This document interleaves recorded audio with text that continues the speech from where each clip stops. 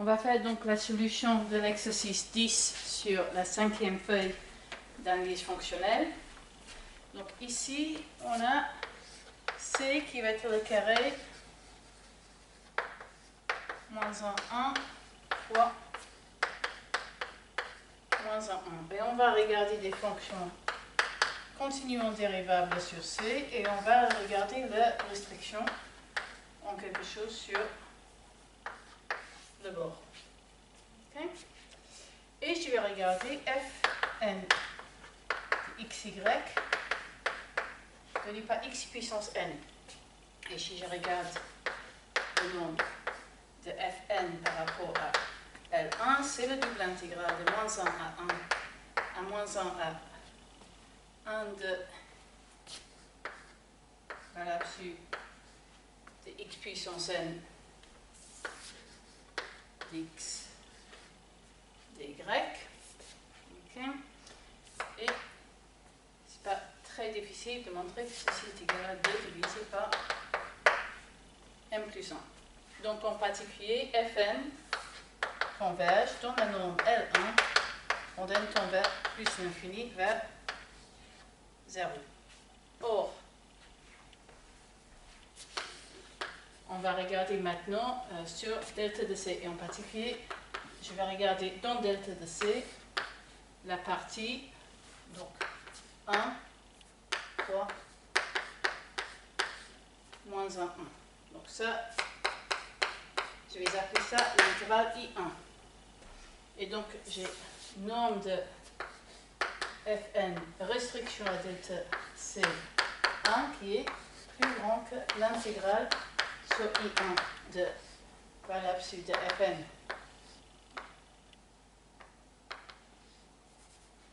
Qui est égal donc à l'intégrale de moins 1 à 1 de 1 dy qui est égal à 2. Et donc en particulier, la norme de Fn restriction à dc dans la norme 1 ne converge pas vers 0, converge vers plus l'infini. Il en découle, puisque Fn converge vers 0, mais la valeur de la fonction ne converge pas vers 0, que l'application restriction, qui va des fonctions continuellement dérivables sur C vers les fonctions continues sur le bord, et non continues. Du moment, bien sûr, que on met cet espace de la norme L1 et celui-là de la norme L1. Donc ce qu'on va montrer, c'est que du moment qu'au lieu de mettre la norme L1 ici, on met la norme du sobre-left, ça change, et cette opération de restriction va devenir continue. Ok.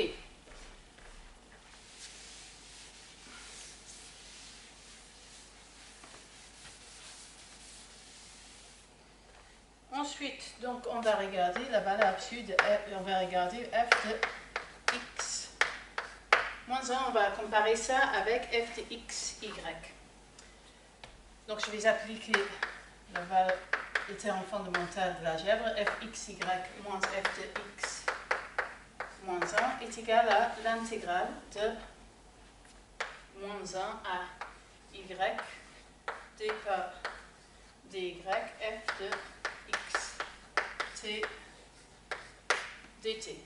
Autrement dit, f x moins 1 est égal à f de x y moins l'intégrale de moins 1 à 1 df de dy, df par dy par rapport à xt dt, et donc en particulier, l'absolu de f de x y moins 1 est plus petit égal à valeur absolue de f de x y plus l'intégrale de moins 1 à 1 valeur absolue de df par dy xt dt. Donc je note que ici j'ai pu remplacer y par 1 ici tout en gardant l'inégalité puisque la fonction que j'intègre est positive.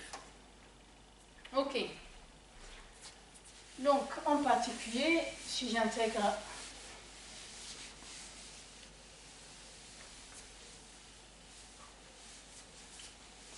par rapport à Donc en particulier, pour tout y,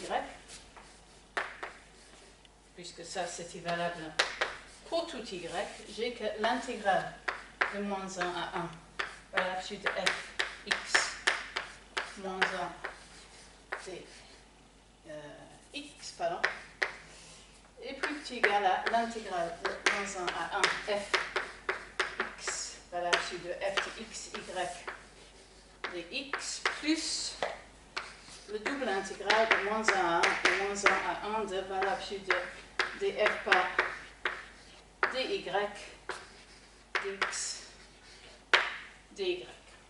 Ok? Bon, maintenant j'aimerais bien comparer ça avec la norme de Sobolev. Ça, c'est une partie de la description de la norme de Sobolev, donc c'est ok. Reste à gérer ça. Donc, comment est-ce que je vais dire ça? Soit, en particulier, puisque j'ai ça pour tout y, l'intégrale de moins 1 à 1 de f de x moins 1 de x est plus petit ou égal à minimum sur y de l'intégrale de moins 1 à 1 de f de x y dx plus le double intégral sur c, on va mettre juste l'intégrale sur c de valable sur df par dy dx dy. Ok?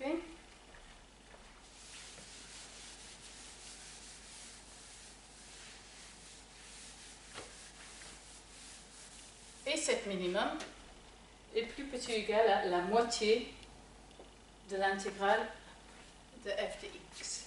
Ça c'est plus petit ou égal à 1 demi de l'intégrale de moins 1 à 1, intégrale de moins 1 à 1, par la suite de f de x dy plus intégrale sur c de par la suite de df par dy dx dy. Ce qui, puisque ce terme est positif et la terme manquante est également positif, est plus petit ou égal à la norme de f par rapport à la norme de Sobolev 1,1.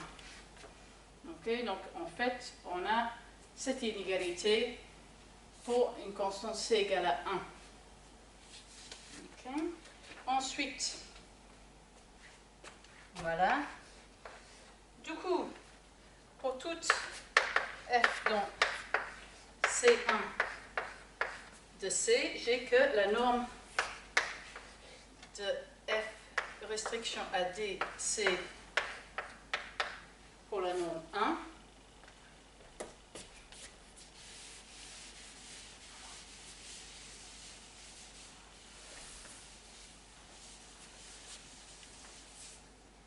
Qui est donc l'intégrale sur I1 valable sur f plus l'intégrale sur I2 de la même chose, plus l'intégrale sur I3 de la même chose, où les intervalles I1, I2, etc. sont les quatre bords de cette carré. Je note que je viens de démontrer ici que l'intégrale de f le long de I4 est plus petit ou égal à la norme de Sobolev de f1,1. Le même argument s'applique à chacun des quatre côtés. Donc ceci est plus petit ou égal à 4 fois la norme de f type Sobolev 1,1. Et donc en particulier, donc l'application de C1 de C sur C0 de delta C donné par restriction, en mettant ici la norme de Sobolev 1,1 et ici la norme L1, et continue.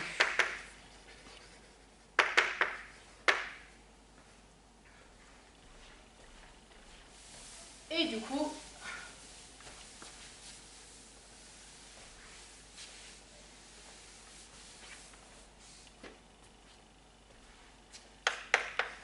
puisque C1, C et danse dans W11 de C, donc par rapport au nombre de Sobolev, il existe, on peut étendre cette application restriction de C1, C, de C0, C, en posant pour toute G dans W11, donc je vais appeler ça restriction de G est égale à la limite comme K tend vers plus l'infini de restriction de GK ou pour toute série de Cauchy. Donc, GK tel que GK converge vers G par rapport au nombre de Sobolev 1, 1.